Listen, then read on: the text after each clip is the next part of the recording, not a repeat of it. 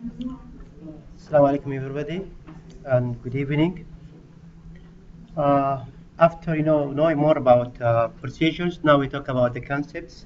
So how to teach the concepts? There are some procedures to teach concept. First of all, just to define what is a concept.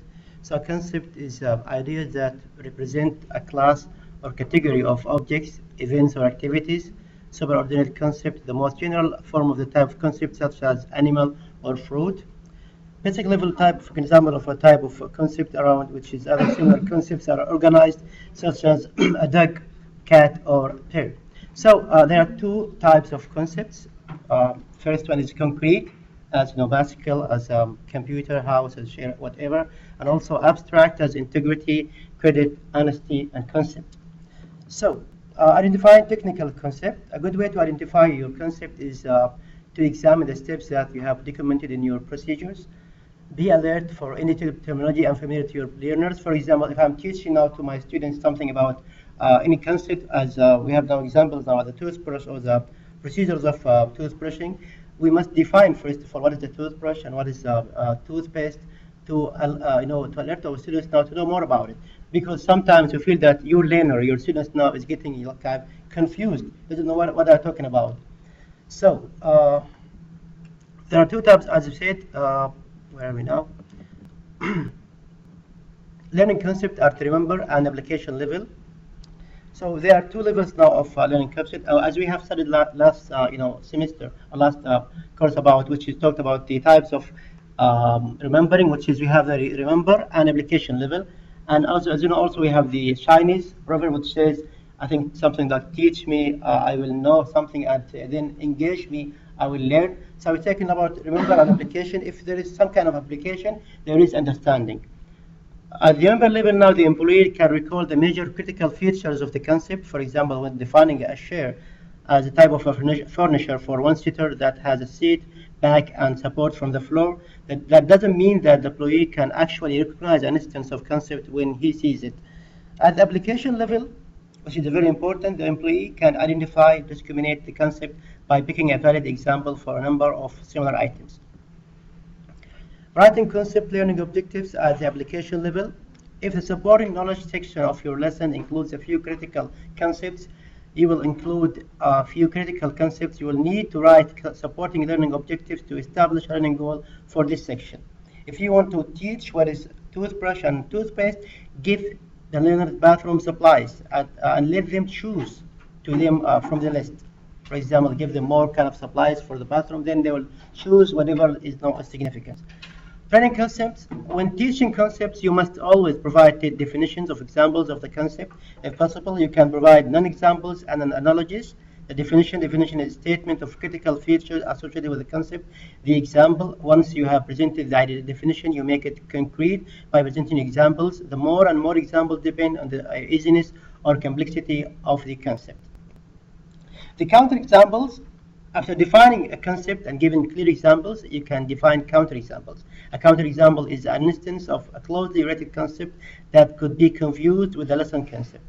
A better counterexample would be a concept whose features overlap those of the dog sufficiently to be potentially confusing.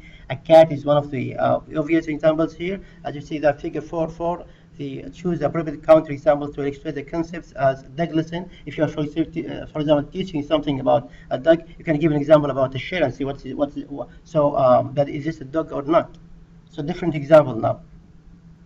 Training concepts, analogies is useful method to teach concepts. Analogy is a representation that corresponds with a concept in function to form, but is otherwise dissimilar. Analogy is insufficient or efficient instructional technique because it allows you to relate an unfamiliar concept to something that learner already knows.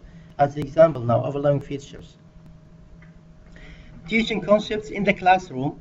As now we have two examples now here, as again talking about toothbrush and also a paste and also the brush here, giving examples for those terms of those concepts now, as there is toothbrush here and also there is a normal brush, giving examples also as we have talked about. And then finally we talk about the nerd. What is a nerd? For example, if we talk, for example, about here in our class now, what is a nerd? A nerd is a type of a student who is always having electronic devices, high wasted points, glasses, poor hygiene, large words, fan of comic books, visions of being superhero. So this is the way to define those concepts. Now it's turn for my colleague Hamad to talk about learning. Go ahead. Okay, Dr. I'm going to talk about changing or teaching concept in learning. In design of any e-learning courses, the instructional method selected depend on the content type, and using lean text supplement with graphs and audio will make the screen organized and easy to deliver the information to the learners. Synchronous and asynchronous e-learning. Synchronous where the teacher shows the slide and start explanation, and asynchronous where the learners click on the concept, then he will link the enlarged sample. Design of classroom practice. In the classroom, you can use a variety of paper, pencil format, or performance type classification exercise. For example, open-ended questions and defective question. Design of learning practice. E-learning can handle items such as multiple choice, matching, and simple on-screen text input. In asynchronous e-learning, you need to decide on your item type as well as response option, such as click or touch the correct option, drag and drop the correct option, type the correct answer. Finally, evaluating learner of concept. To verify that the concept have been successfully acquired, create test match your learning objective, and should use different example which used in practice session. No help should be provided during the test period. Thank you.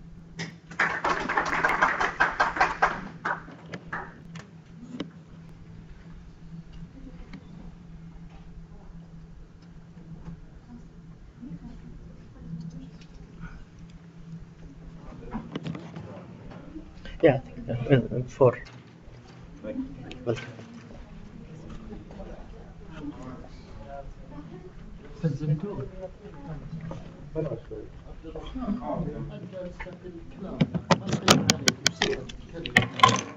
have to learn the accent. You have to learn how to